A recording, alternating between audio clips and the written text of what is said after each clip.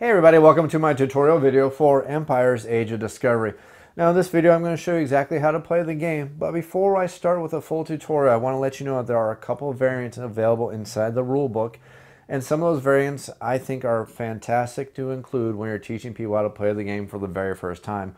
So I'm going to be teaching the game with those variants in the tutorial, and I'm also going to go over those really quickly, what they are, so you understand which rules I'm adding are just variants. So you know if you want to just take them out you can, or if you want to add them back in you can. But again, I think these are variants that are best for teaching the game. The very first variant I'm going to use is that every one of the countries is not going to be able to use their country's basic power. Now this is an asymmetric game. It does come with multiple countries, and every single player gets to pick their country when they start the game. And every one of these countries has a specific power that they're going to have access to. Now it's used the variant to be able to access these special powers, and I think that adds a little bit of confusion when you're first learning the game, because you're already fighting trying to understand how to use the strategies. It's going to make it a little more challenging to learn the game if you're also trying to figure out how to use each country's power most efficiently. So when I like to teach this game, I like to remove the country powers from the game to minimize the amount of confusion that's in the game. The next variant I like to use when I'm instructing people how to play the game is the game is played in 3 different ages. There's the first, the second, and the third age. The game is played over 8 turns, and the first 3 turns of the game take up the very first age, which are these green tiles right here. The next 3 turns, turns 4 through 6, uses all the age 2 tokens, or the age 2 capital buildings, and finally turn 7 and 8 use the final third age capital buildings. Now, if you've played the game multiple times, you understand the basic strategies for the game. You understand what you need to be working towards for the potential capital buildings that can be involved in the game. Unfortunately, if you've never played the game before, not knowing what capital buildings you're trying to work towards can add a little bit of an extra handicap to new players and make the game very difficult for new players to understand. So there's another variant in the game where there's 10 age 3 tiles, and these are going to be placed face up at the start of the game, so every single player knows exactly which 10 age 3 tiles are going to be available in the game. And these are going to be left face up until the very start of the third age, and these are all going to be shuffled and placed face down, so players don't know exactly which order these tiles are going to come into effect. They will just know which 10 age 3 tiles will be available, so they can adjust their strategies and have eventual goals that they can work towards. Again, this is a variant. This is a variant I throw in the game whenever I'm teaching how to play the game, because again, it gives the players a goal so they know what their eventual goal of what they're working for and what they're trying to accomplish in the game. And now we come to the very main point of Empire's Age of Discovery. How do we play Empire's Age of Discovery? What's our objective? What are we working towards? And that's what I'm going to teach you in this tutorial for Empire's Age of Discovery.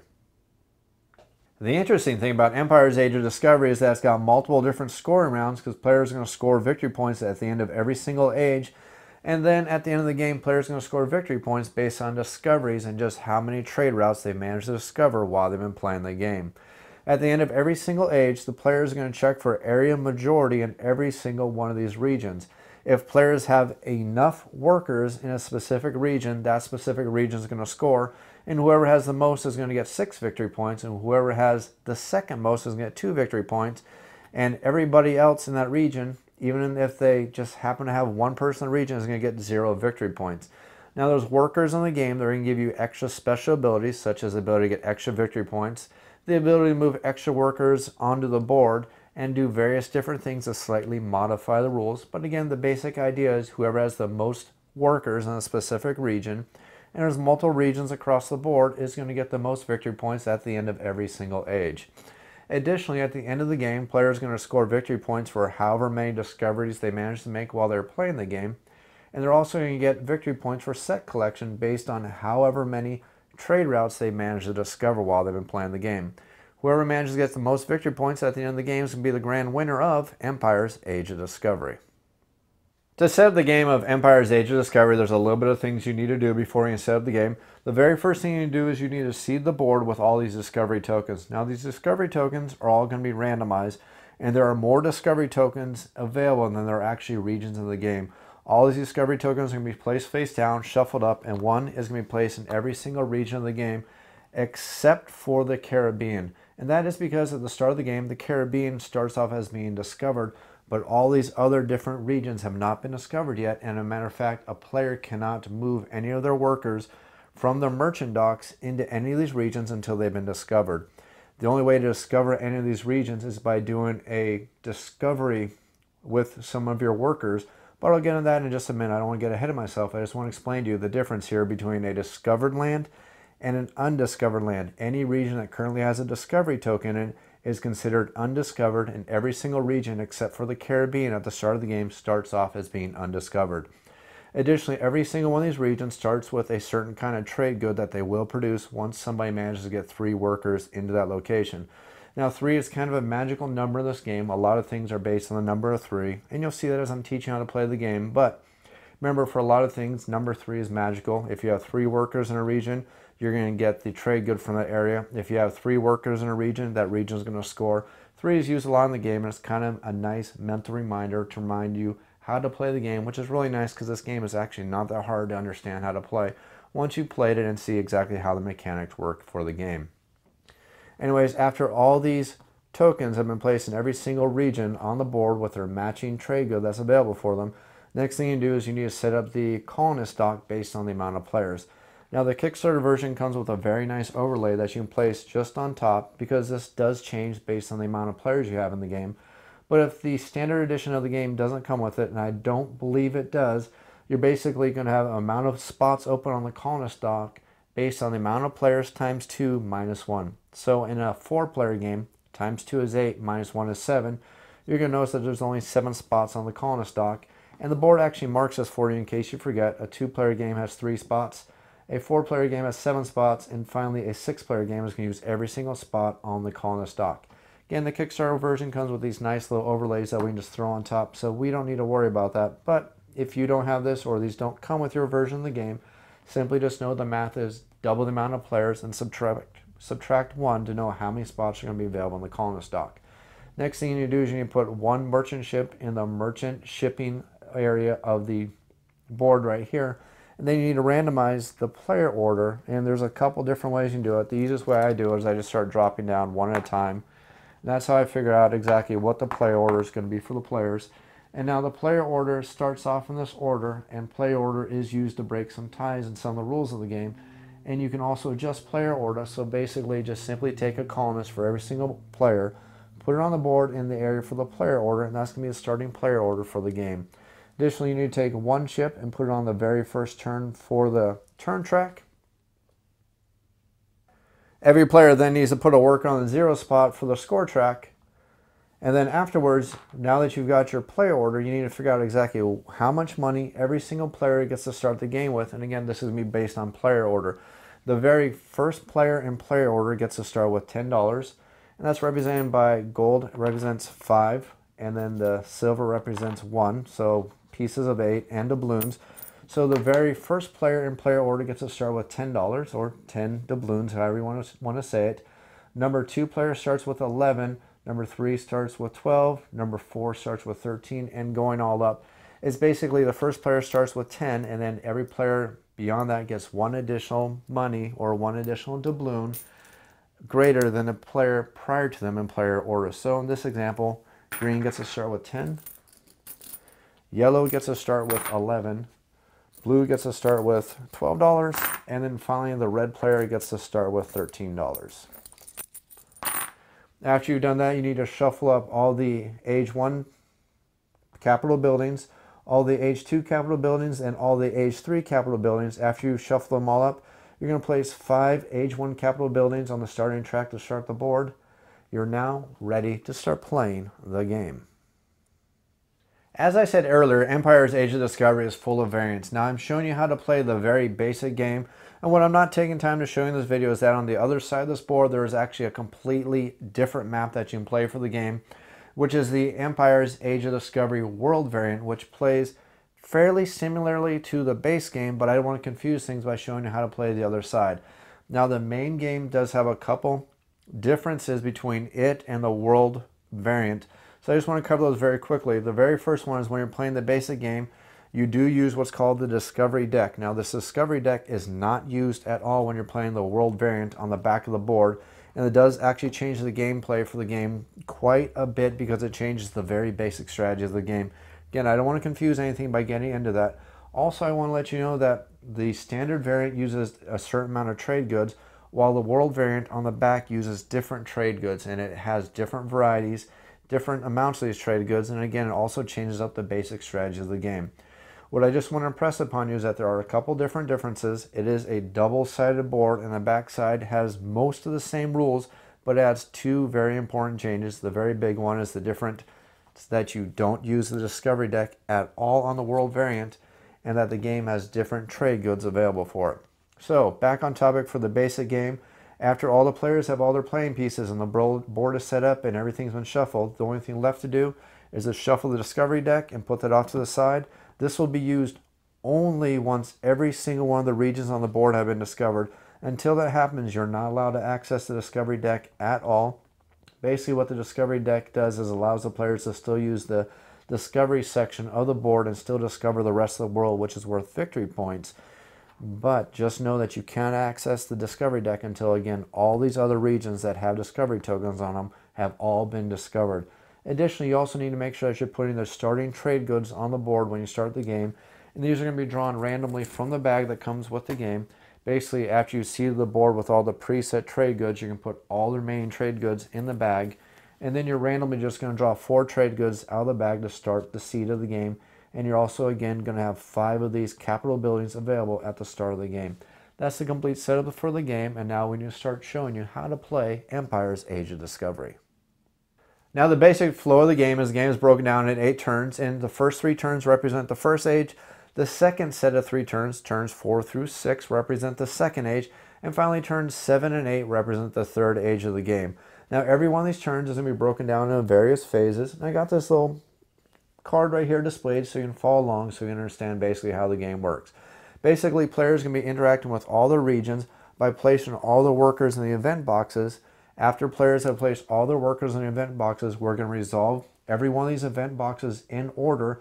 And as these event boxes are resolved, all the workers in those regions are going to be removed from the board and put back in each player's individual supply. They're not put back on each player's nation board. They're actually put back in that specific player's supply. And that's very, very important to understand, because at the start of every single turn, every player starts with exactly 5 workers. And they're going to start with only colonists. They don't start with any of their specialist workers. The only way to get these specialist workers are through capital buildings and by also using the specialist event box. And that's very, very important. Every player starts with exactly 5 colonists every single turn. And as these event boxes are going to be resolved, the colonists and the workers and the specialists that you place in these various locations are going to be removed from the board and put back into the supply, except for 2 very minor exceptions. The first minor exception is going to be the colonist dock. As workers and specialists and colonists are removed from the colonist dock, they're actually going to be placed into regions. And the second exception to that is going to be the discovery box. As workers are placed in the discovery box, players have the option of sending them out on discoveries. Now, you can put as many workers in this box as you want, and the workers in this box are going to stay in this box every single turn until you decide that you want to take a discovery action. And that's very important, because discovery actions are going to succeed or fail based on however many workers you send out to each individual discovery. Because some of these discoveries are harder to do than others, and some take more workers than others. Some are pretty easy, only take 1 worker to conquer. Some of them are very, very difficult and take 5 workers to conquer. And that doesn't include the discovery deck, which can actually be even more challenging and require even more workers than that. So players don't have to send out workers from the discovery box. And if they do, the workers that are in the discovery box, if they go on a discovery, pass or fail, they're going to go back in that player supply. Again, not on their nation board, they go into their supply. But they're going to put their workers out here in the sections as they're discovering them, assuming their discoveries pass. And I'll explain how that works in just a moment. I just want to give the general overview of exactly how the game plays. After every single one of these event boxes has been fully resolved, players are going to get the potential possibility to make income based on any trade routes they managed to successfully create. Now, remember when I said earlier this game likes to use the number 3, so as a nice helpful reminder, 3 is the magic number for this game, and trade routes are going to give you money if you have at least 3 trade routes created. Now, trade routes are going to give you more money if there are 3 of the same kind of trade route, or matter of fact, if you manage to get 4 of the same trade route, they're going to give you even more money. But if you have 3 different trade routes, they're going to give you $1. If you have 3 of the exact same trade routes, for example, if you have 3 gold trade routes, it's going to give you $3. If you happen to have 4 gold trade routes, it's going to give you $6 when it comes to the point of getting your money. And if you forget, this nice handy dandy guide that comes with the game is a nice gentle reminder. After all the players get their money for all the trade routes they have, they're going to get to activate any special abilities of any capital abilities that their country currently owns. And then after we resolve any of these capital buildings, we're going to move on to refreshing all the board. Players are going to get their workers, their colonists back to start the next round. We're going to refresh everything and we're going to start the next round. Again, remind yourself that at the end of every single age, there's going to be a scoring round where players are going to score points for having the most workers in a specific region. And then in the game, after the 8th turn, you're going to score all the regions again. And then players are going to get victory points based on any one of these capital buildings they may have acquired during the game. And they're also going to get victory points based on any managed or any trade routes they managed to create while they've been playing the game. At the start of every single turn, players are going to get the chance to start placing their workers out on these event boxes. And this is going to be done in player order. So in our example game right here, green player gets to go first. They're simply going to take one of their workers from their board. Again, we start with 5 workers, 5 colonists at the start of our turn. And we get to pick any one of these event boxes, and we're going to place one of our workers in that event box. We always want to go as far left when we place our workers, because the furthest left always gets the better benefits, generally, except for the initiative track, and I'll explain how that goes when we get to that point when I describe resolving every one of these event boxes. But basically, players in player order are going to start placing all their colonists out, or any specialist workers they may have, in any one of these event boxes. Now the trick here is your basic colonist has no special ability when they're placed in one of these event boxes, but all the other specialist workers have different special abilities based on what event box they happen to be placed in. Now I don't want to jump ahead of myself, but just to give you an example, if you place a standard worker in the colonist stock when he moves to the world, nothing special is really going to happen. But if you happen to have a merchant and you place the merchant in this colonist stock and he moves out in the new world, he's going to make money for you the moment he lands that new area. If you put a missionary in this colonist stock, as soon as he leaves the colonist stock when we resolve every one of these event boxes, he's going to move out into the new world, and when he lands there, he's going to convert one of the people to their religion, which is going to give him 1 free worker in that location. Now remember, this is a game where the more workers you have in a certain region, the more better chance you have to score victory points, and the better chance you have of winning the game. After all the players have placed all their workers in all the event boxes, we're going to move on to the resolution phase. Now, a quick little note here, players are required to place every single one of their workers. They're not allowed to keep any of the workers back for future turns. It's mandatory that if you have a worker available, you need to be placing them during the worker placement phase. And once all these players have placed all their workers, we're going to move on to the event box resolution phase. But just as a quick reminder, we're going to do this in player order. So green would place one of the workers, yellow would place a worker, blue, then red, and we're going to go back until, again, all the players have placed all the workers in all the locations they wish to play, and they cannot save any of the workers for a future turn. After we've done that, we're going to move into the event box resolution part of the turn, and we're going to start top to bottom, left to right, starting with the initiative track. Now, the initiative track is pretty unique because it's actually going to be resolved twice during the turn. We're going to resolve it right now, and then we're going to resolve it again at the end of the turn, but it's resolved in 2 different ways. Right now, the only thing we're going to get from the initiative track is we're going to get some money based on where we placed our worker on the initiative track. We are not going to change the player order at this point. That's going to be done at the end of the turn.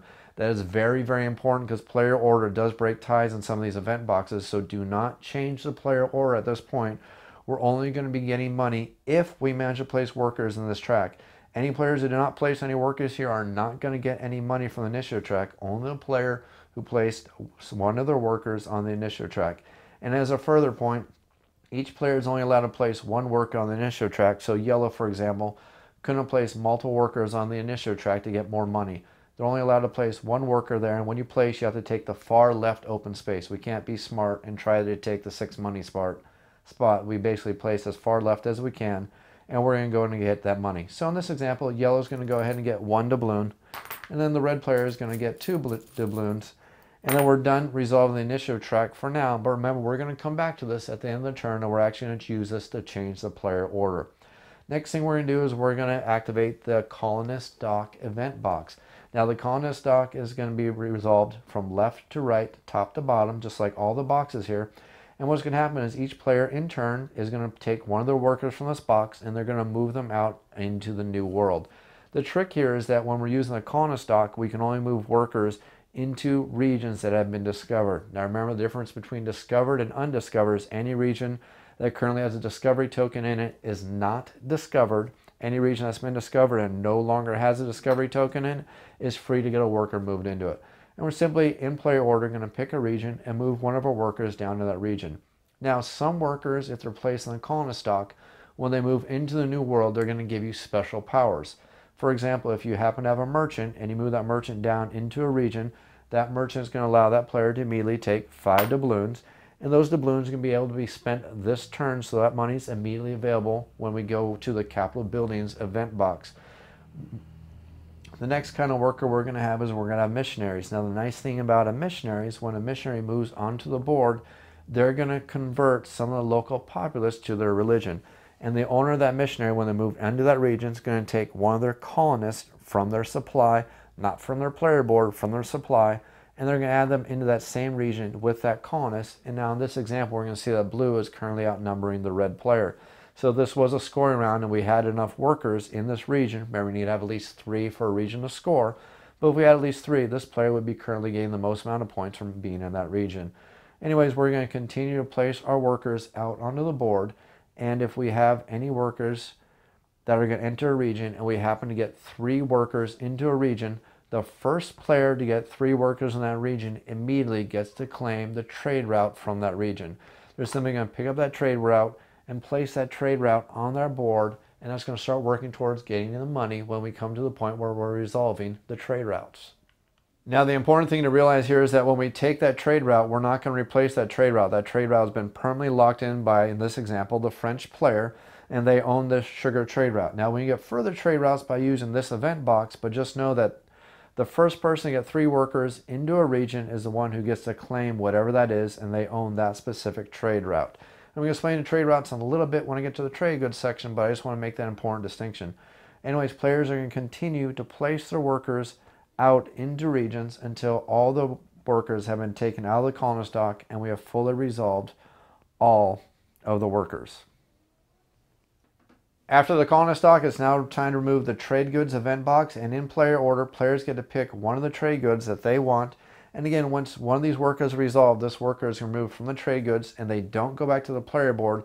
They go back to this player's supply. Again, very important, don't make that mistake. And when we pull our worker back, we're free to take one of these trade goods and add it to our board as a trade route that we now control.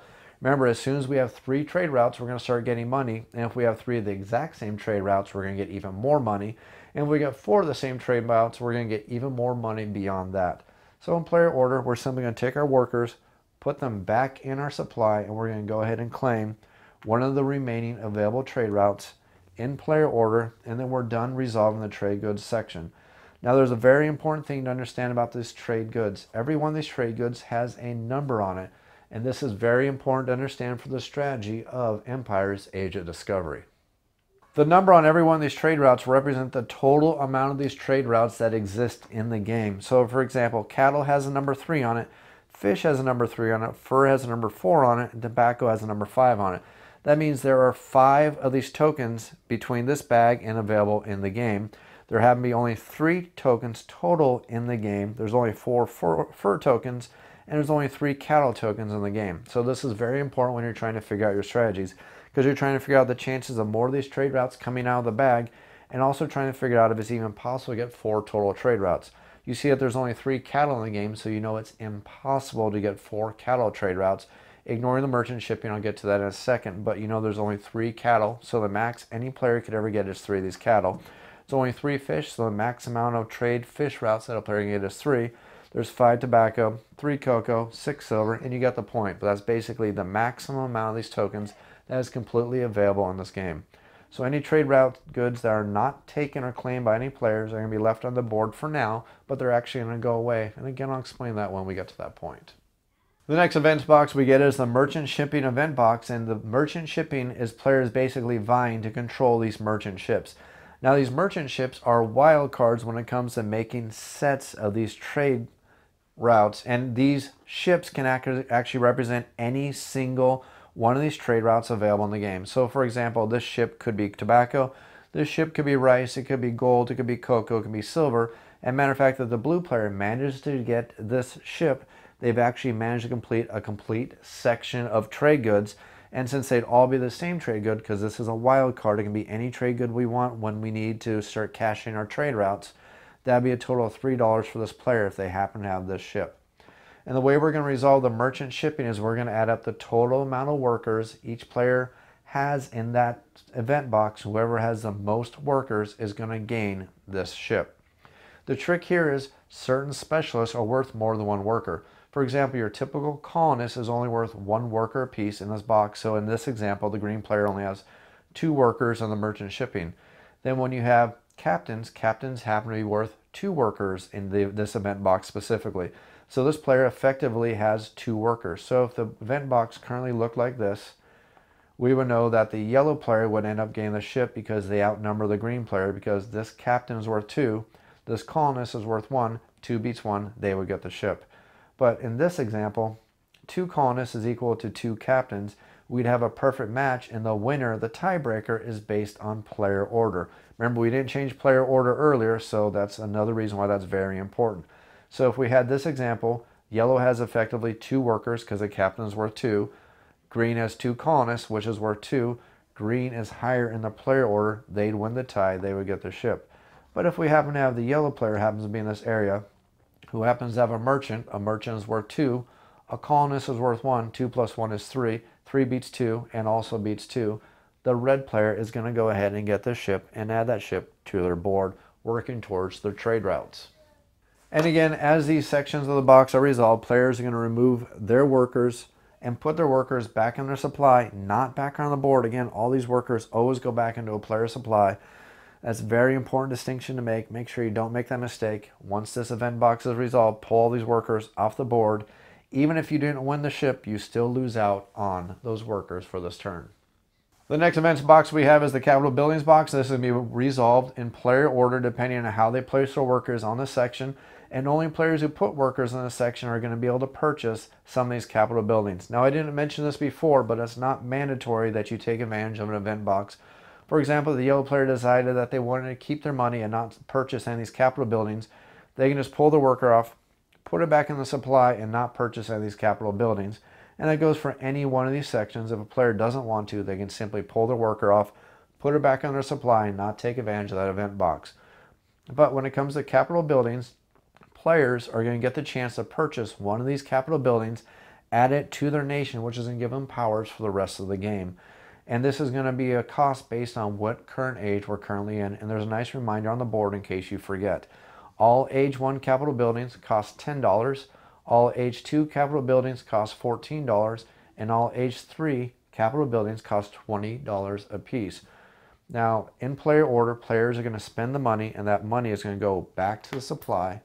And they're going to go ahead and remove their worker, put that worker back in their supply, and they get to pick any one of these capital buildings and add that capital building permanently to their nation, giving them a power.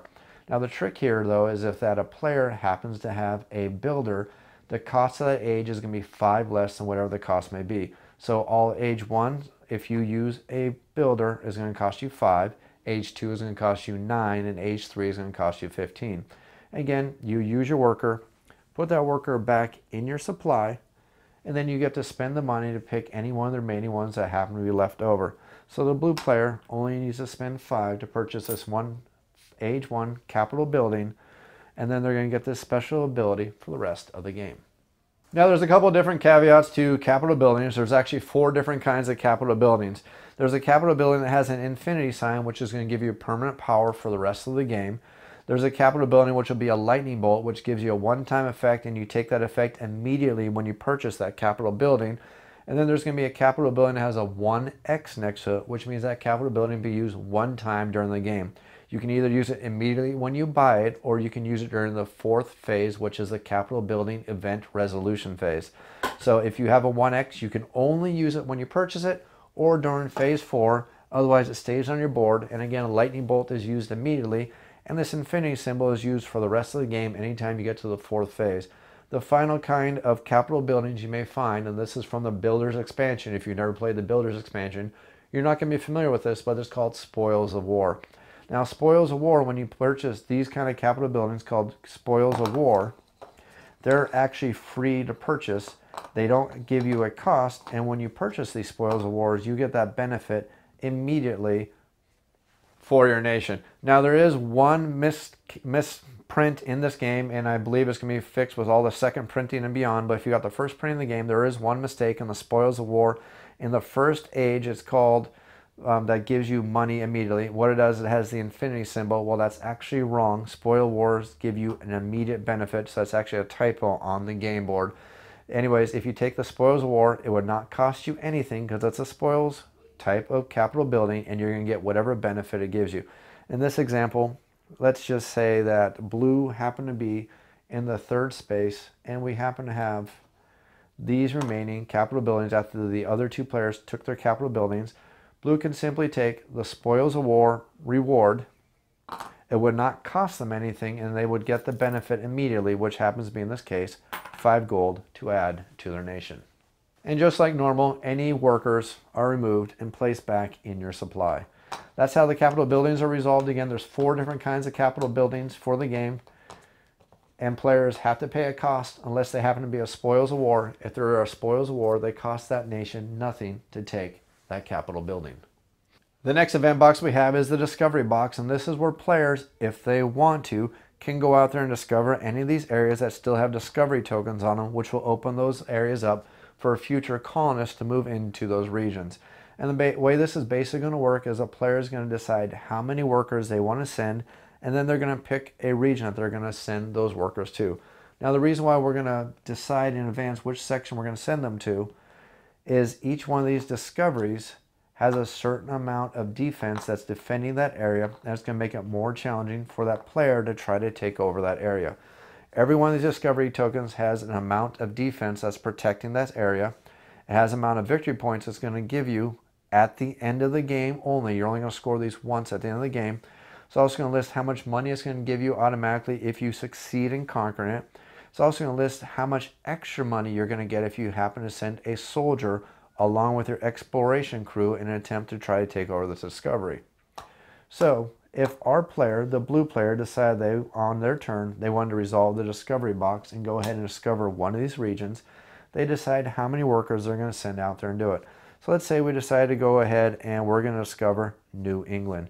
We're going to decide how many workers we're going to send.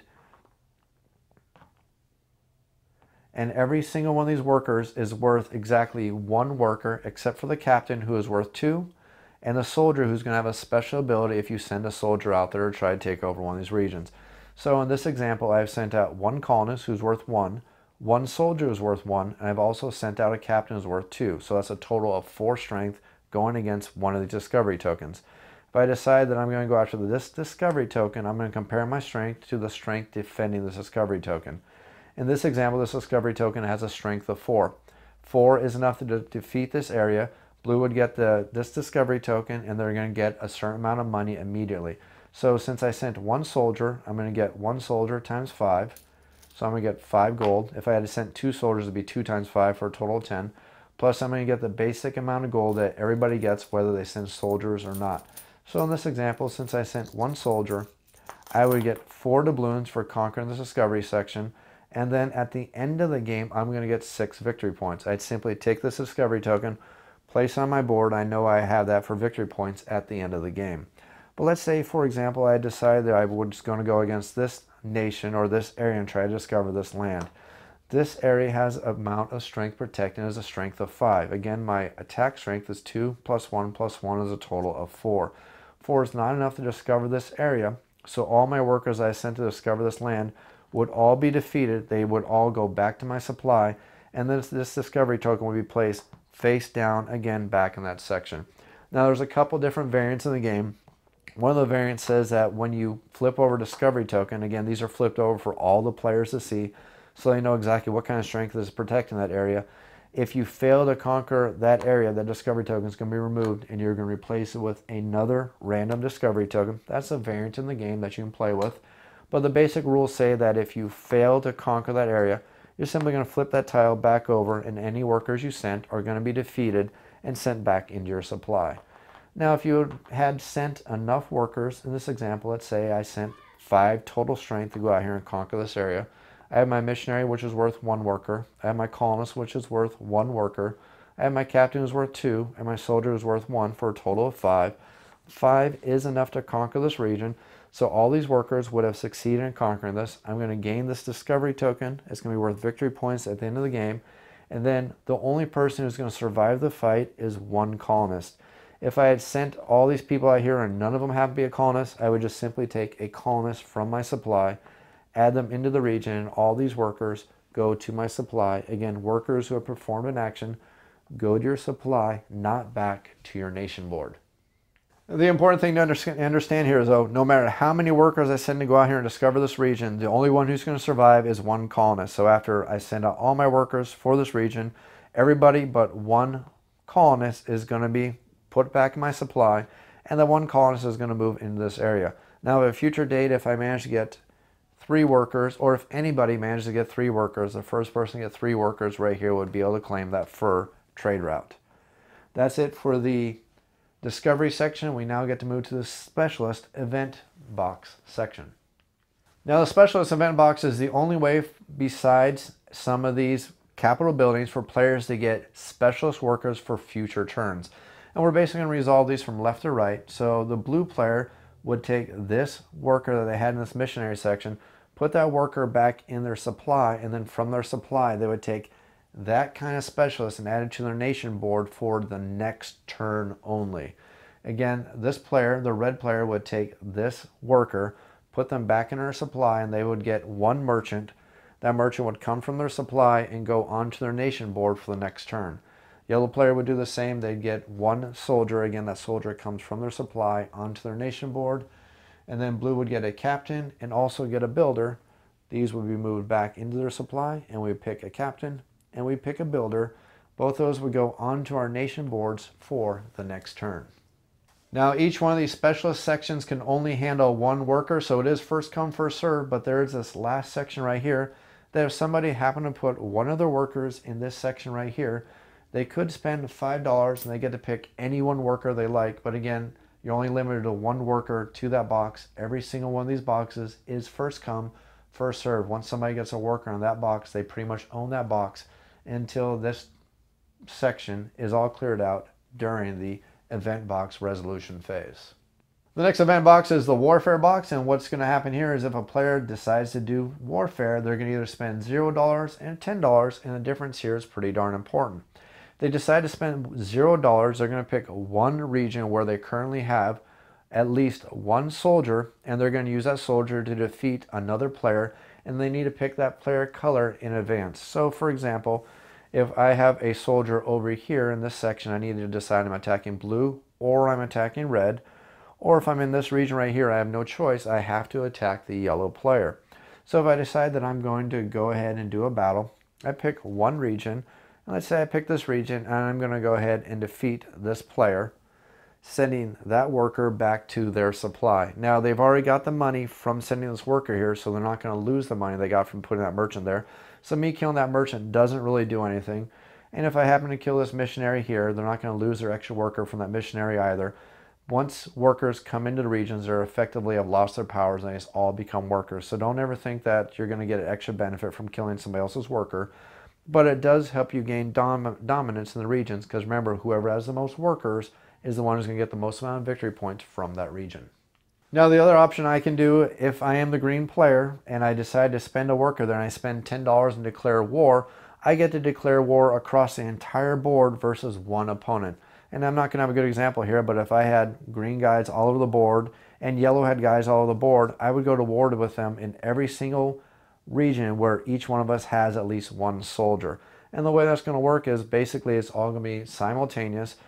I am going to attack them, and they're basically going to get it to attack me back. So in this example, and this is how the battles all work, if yellow happen to have a soldier and I happen to have a soldier, I'm going to use my soldier to kill their soldier, and then their soldier gets to kill my soldier back, and it's basically going to be a wash. We're both going to lose our units. And that's basically how the battles are going to be fought across all the regions if we decide to do a total war And if it's just a standard battle, again, they pick which units I'm going to lose, and I pick which units they're going to lose. Once we do that, the workers are removed from the board and put back in each individual player's supply. After all the event boxes have been resolved, it's time for our players to try to start earning some money for all the trade routes they managed to establish. Now the way this is going to work is if a player happens to have at least 3 trade routes, they're going to earn some money.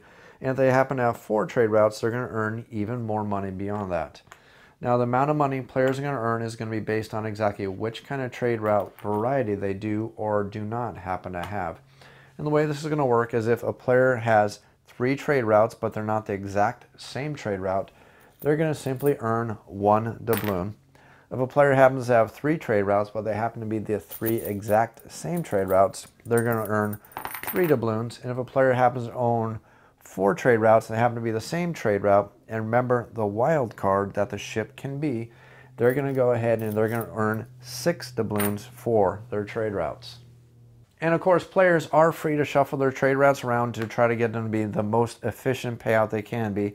So the red player, in honesty, since they originally had the ship, would use the ship as a wild card cattle. So instead of just getting the one they got before, they would have instead have gotten 3 total doubloons for having 3 matching trade routes. And the silver, since it doesn't have 2 trade routes to go with it, isn't going to be worth anything at all for now. Now these trade routes aren't going to be spent. They remain with your nation for the rest of the game. So you're going to continue to get more and more trade routes, and they're going to continue to give you money and earn you money for the rest of the game. You don't spend them. Once you develop these trade routes, you have them for the rest of the game. Next, every single player is going to resolve all their capital buildings that they may have. Now, most of the time it doesn't matter in which order you resolve these in, but if there's ever a conflict for any single reason, you'll always resolve them in player order just in case there happens to be a conflict. But basically, a player is going to look at all their trade routes, and if they have any trade routes that need to be activated one time, they'll do so if they wish to. And if they have any permanent capital buildings that give them a permanent benefit, that's going to activate right now. So for example, this trade route gives this player 1 extra merchant. That's going to go on their player board. That'll be available for them to spend the next turn. This player has the indentured servitude, which allows them to add a colonist onto the X space of the colonist stock, which will be available for them on the next turn.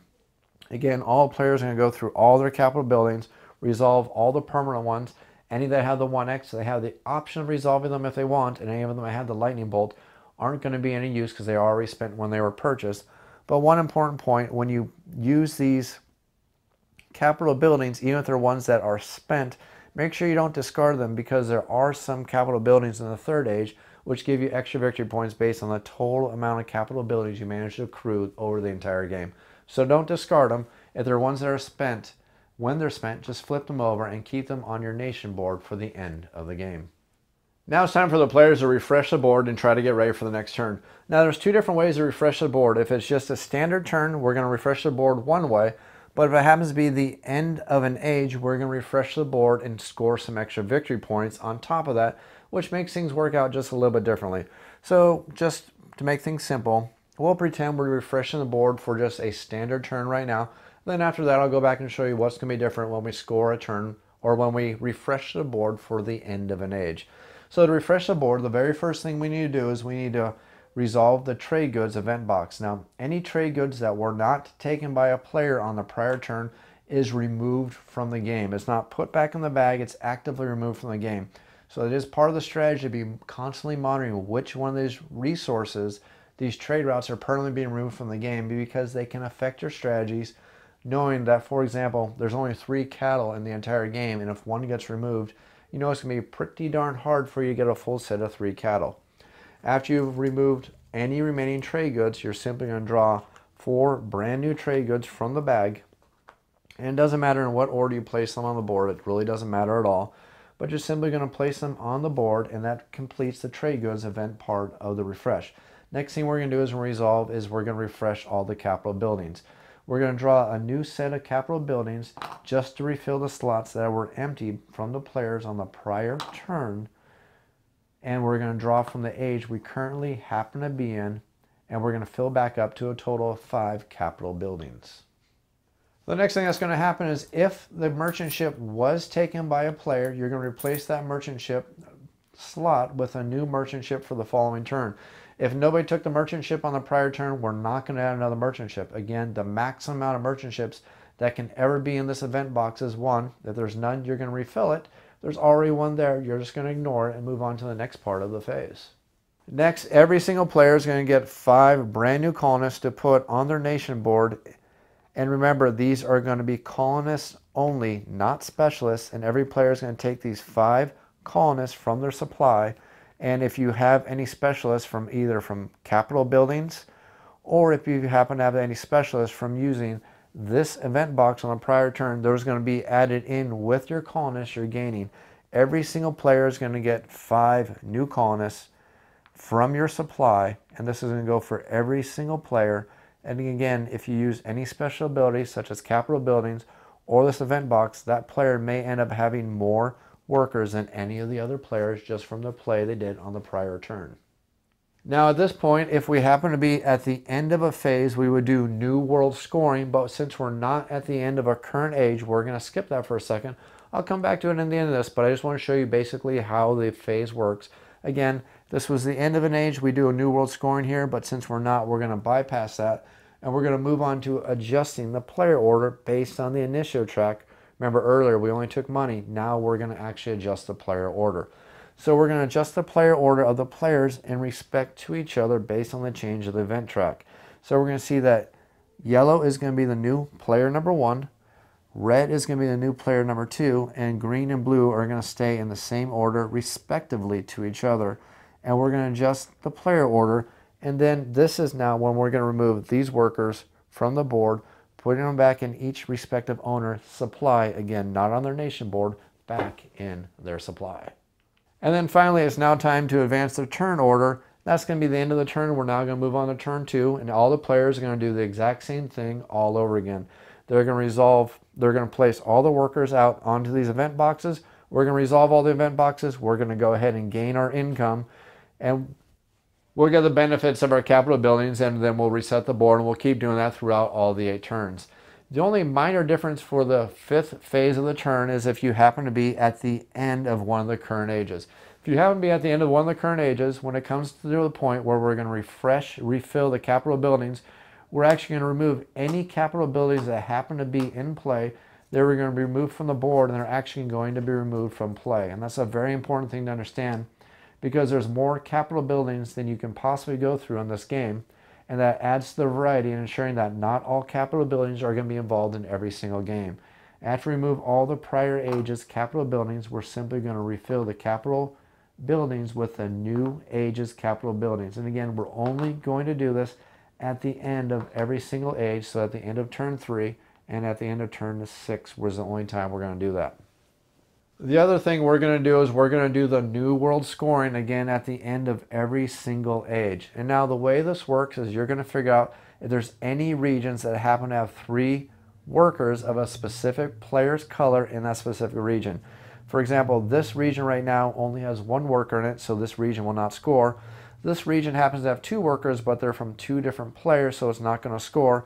As a matter of fact, if the region happened to look like this and yellow had 2, green had 1, it's still not going to score because it needs 3 workers from 1 specific player to score. If we have a region that happens to have at least 3 workers of 1 player's color, that region's actually going to score. And the way that's going to work is it's going to be based on majority of workers placed in that specific region. So let's say, for example, in this region, in the Caribbean, the blue player currently has 3 workers, the red player currently has 2 players, and the green player only has 1 worker. The person with the most workers is going to get 6 victory points. The person with the second amount of workers is going to get 2 victory points, and everybody else is going to get 0 victory points. If there happens to be a tie between the players between the amount of workers, for example, there happens to be a tie for first place, each one of those players is simply only going to get 2 victory points, and everybody else is going to get 0. If there happens to be a tie in such a way that one player happens to have the most, and then a second player happens to tie for second place, neither one of those players is going to get any victory points at all.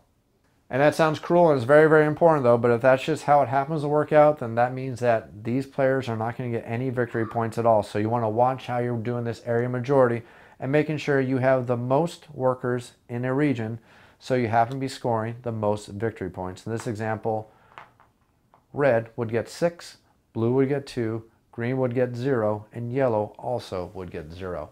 Now there's one slight modification of that, and that's when we start adding builders into the mix. Now builders do an interesting thing. They basically, the best way to describe it is that they score for everybody who happens to be in that current region. So this builder, even though he's the yellow player's builder, he's actually going to score points for whoever has the majority of workers in that region. That's very, very important. And this worker is going to be worth a certain amount of victory points for whoever has the most amount of workers. Even if you don't have the majority and it's your builder, he can still score points for other players. And the way this is going to work is the person who has the majority is going to get 4 extra victory points for every single builder that happens to be in that region. So let's just say, for example, that the red player happened to have 1 builder in this region. The yellow player has 1 builder in this region. So the red player has majority, so they're going to get 6 points for having majority, plus you get 4 points plus 4 more points for the fact that there's 2 builders in that region. So they would get a total of 14 points. Whoever has the second most amount of workers is going to get second place scoring, so 2 points in this example, plus 2 points for every builder that happens to be in the region.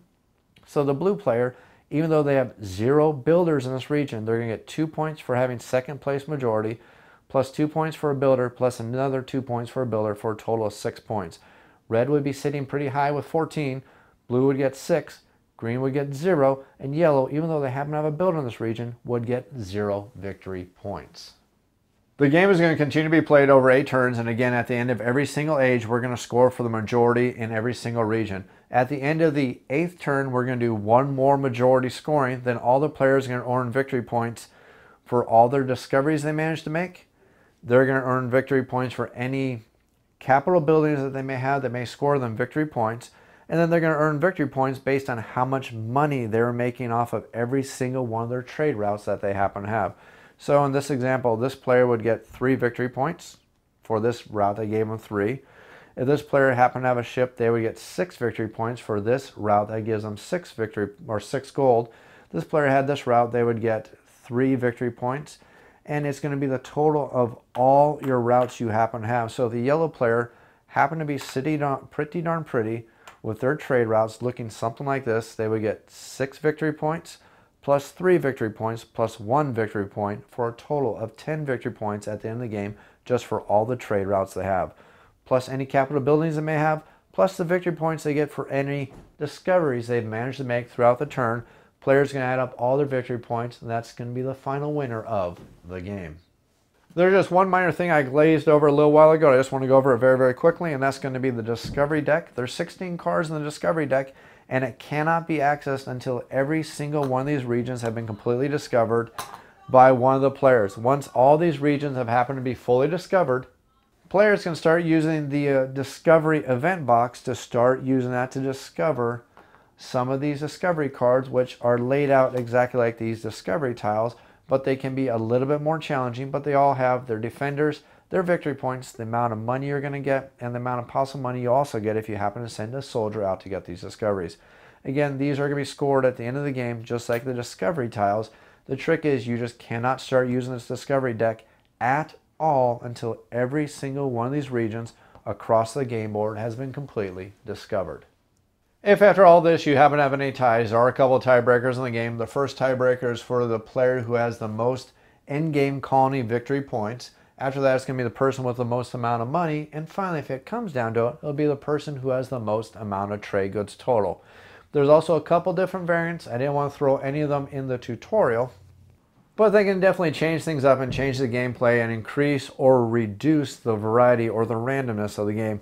I'll just go over a couple of them very, very quickly because I know some of them, some people really like quite a bit, and they include them in the game every time they play. One of them is that money can be used to purchase victory points during the ages. The amount of cost it'll cost you for these victory points goes up as the ages go on, but it's something some people like to spend their money on so they don't feel like their money is going to waste at the end of the game. Although it doesn't, there are some capital abilities that definitely give you more victory points just for having money. So that's something to also consider. There's also things that allow you to, in advance, know what every single one of these discovery tokens happen to be in every single one of these areas, which reduces the randomness of the game and allows it to be a little more strategic because players know exactly which one of these discovery tokens are already out, and they can guesstimate which workers they want to send out into which areas because they know in advance which areas their workers can conquer. I hope you enjoyed this tutorial video for Empire's Age of Discovery. This is a fantastic worker placement game with a little bit of teeth. If you have any comments or questions, please leave them in the YouTube comments below. If you want, you can email me at offtheshelfboardgamereviews, that's otsbgr@gmail.com. And as always, thanks for watching and please subscribe.